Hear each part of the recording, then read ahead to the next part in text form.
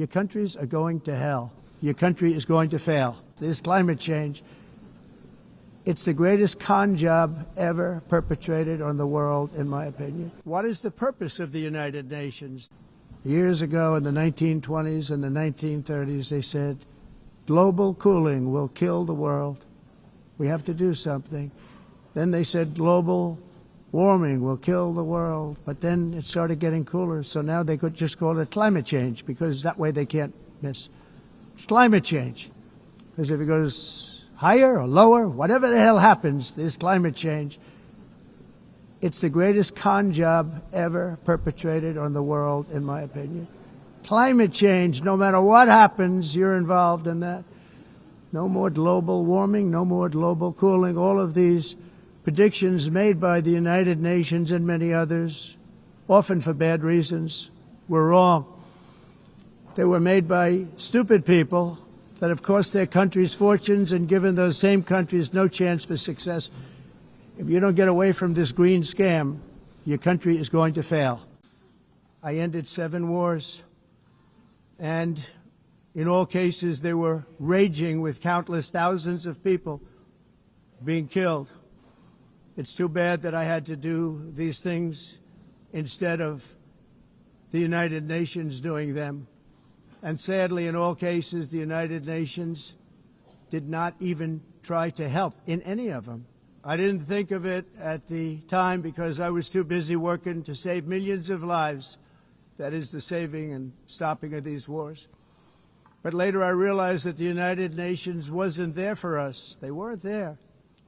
I thought of it really after the fact, not during these negotiations, which were not easy. That being the case, what is the purpose of the United Nations? The UN has such tremendous potential. I've always said it.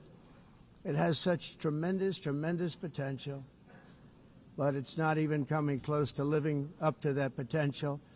For the most part, at least for now, all they seem to do is write a really strongly worded letter and then never follow that letter up. It's empty words, and empty words don't solve war. As everyone knows, I have also been deeply engaged in seeking a ceasefire in Gaza. Have to get that done. Have to get it done. Unfortunately, Hamas has repeatedly rejected reasonable offers to make peace. We can't forget October 7th, can we? Now, as if to encourage continued conflict, some of this body is seeking to unilaterally recognize a Palestinian state. The rewards would be too great for Hamas terrorists for their atrocities. This would be a reward for these horrible atrocities. China and India are the primary funders of the ongoing war by continuing to purchase Russian oil. But inexcusably, even NATO countries have not cut off much Russian energy and Russian energy products, which, as you know, I found out about 2 weeks ago, and I wasn't happy. Think of it. They're funding the war against themselves. Who the hell ever heard of that one? Brazil now faces major tariffs in response to its unprecedented efforts to interfere in the rights and freedoms of our American citizens and others, with censorship, repression, weaponization, judicial corruption, and targeting of political critics in the United States. I have a little problem saying this because I must tell you, I was walking in and the leader of Brazil was walking out. We saw him and I saw him, he saw me, and we embraced. And then I'm saying, can you believe I'm going to be saying this in just 2 minutes? But we did talk, we had a good talk, and we agreed to meet next week, if that's of interest. But he seemed like a very nice man, actually.